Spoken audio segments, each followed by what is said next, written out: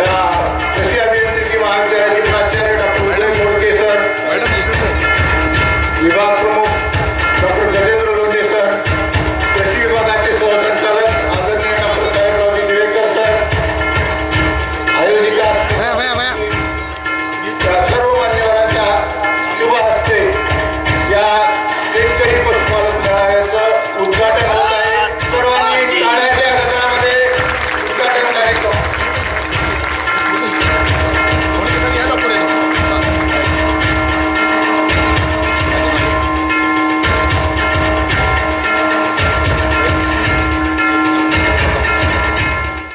की आमच्या स्वागताचा स्वीकार व्हावा.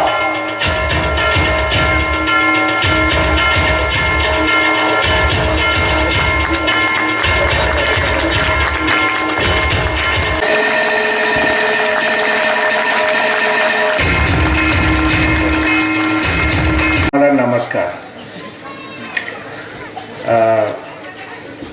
सर्वप्रथम मैं अपने जिले की जिलाधिकारी महोदया को धन्यवाद देता हूँ. विरोध करते हैं, वो समय निकाल के आती हैं और उनका जो ये भाव है कि हम सीखने के लिए आते हैं.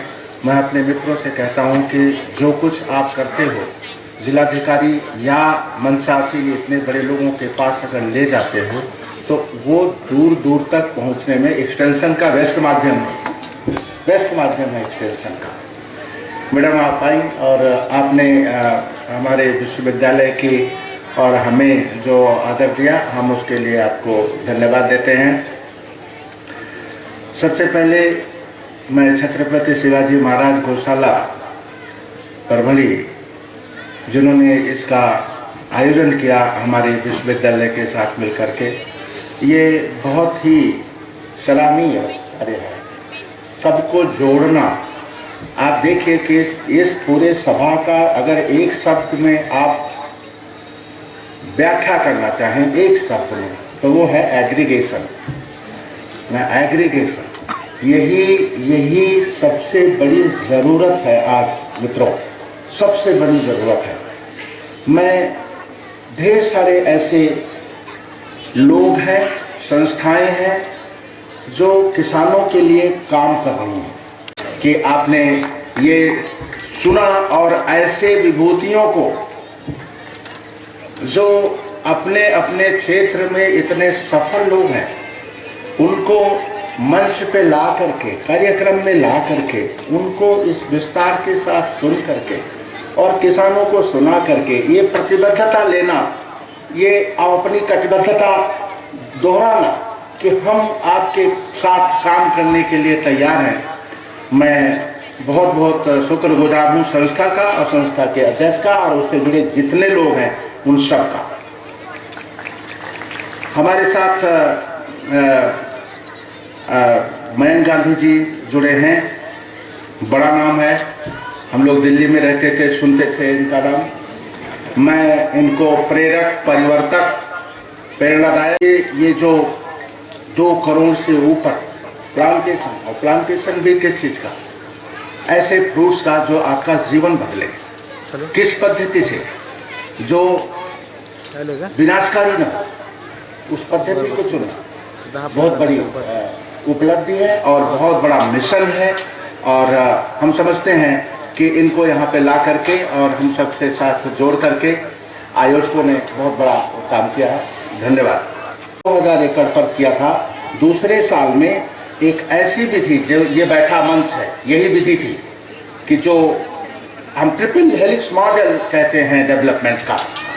ट्रिपल हेलिक्स मॉडल में यही है कि जो रिसर्च संस्थान है और जो गवर्नमेंट है और जो इंडस्ट्री है, एक और पोर्शन है इंडस्ट्री, जो कि कई बार मयंक गांधी जी ने कहा स्केल की बात की थी कि स्केल बड़ी करनी है. जब तक हम बड़ी स्केल पर नहीं सोचेंगे तब तक बहुत कुछ प्रभावशाली नहीं दिखेगा. तो ऐसा करके हमने 15 लाख एकड़ में, सेकेंड टाइम में 15 लाख एकड़ में पूसा डिकम्पोजर का उपयोग किया. उत्तर प्रदेश, पंजाब, हरियाणा और दिल्ली के गांव में. और इस बार आपने सुना होगा बहुत उसको और बढ़ाया था इस बार और आपने सुना होगा कि काफ़ी उस पर इस बार कमी आई। तो माइक्रोबायोलॉजी वही तरीका है कि हमने कहा था कि मशीन, हालांकि मैं मशीन की रोटी खाता हूँ तो मुझे मशीन को क्रिटिसाइज नहीं करना चाहिए, लेकिन हर चीज़ की एक लिमिट है, हर चीज़ की एक लिमिट है।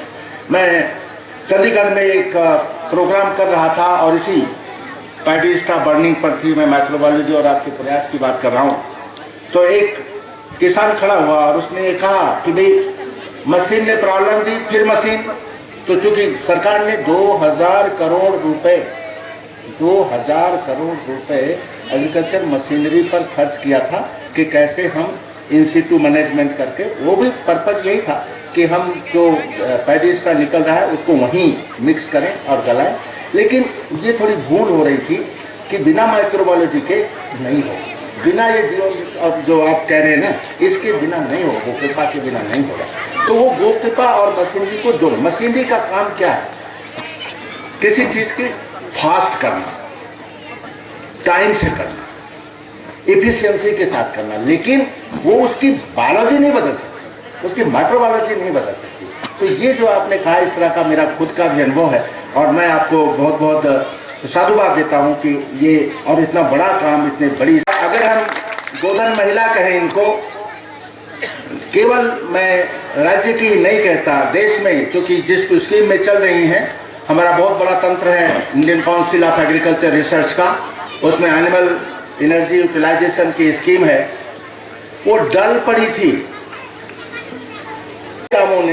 इनके कामों ने उसको ये जान दी है, ऐसी ऊर्जा दी है कि आज इतने ढेर सारे इम्प्लीमेंट इन्होंने तैयार किए, मल्टीपर्पज इम्प्लीमेंट तैयार करे, हर किसी ऑपरेशन के लिए तैयार किए मित्रों। और आज के कॉन्टेक्स्ट में भी जिलाधिकारी मैडम वो उतना ही सही है, क्योंकि दुनिया मटेरियलिस्टिक जब हो जाएगी तब क्या सोचेगी? धन, इसमें धन दिख रहा है क्या? धन दिख रहा है क्या?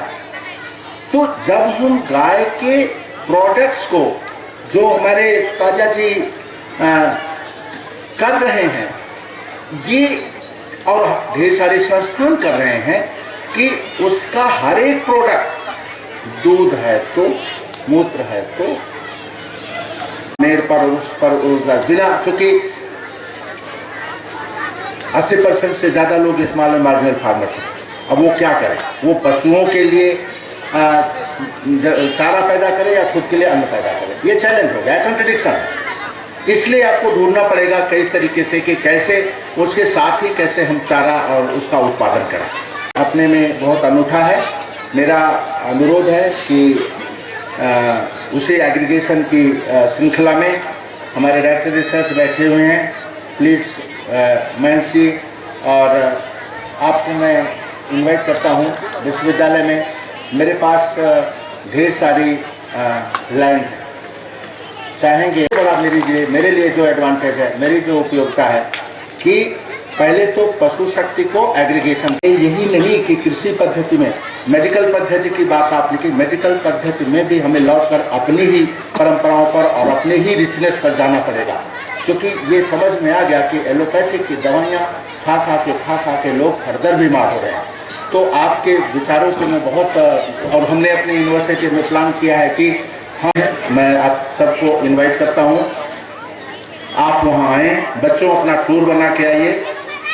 मैंने जो विश्वविद्यालय में अपने साथियों से रिक्वेस्ट किया है कि आप अपनी बात समाप्त करता हूँ, ये ध्यान रखते हुए कि जो ये लोग मंच पे हैं, जॉइंट डायरेक्टर रिसर्च साहब, इनको बुला करके हमें किसी भी तरह 1 साल के अंदर एक ऐसा एरिया आइडेंटिफाई करो, एक MOU साइन करके उस पर हम इस पूरे उसको दिखाते हैं, जिसमें आप डेयरी के हेड साहब हैं, डायरेक्टर रिसर्च हैं, मैडम आप हैं, इंजीनियरिंग के हेड हैं, ये सब लोग मिलकर के एंड ऑर्गेनिक फार्मिंग, बहुत सही बात कहा था। और आप सभी को नमस्कार करता हूँ। बच्चों ढेर सारा प्यार है और मैं यही बात अपनी समाप्त करता हूँ। जय हिंद, जय भारत, जय महाराष्ट्र।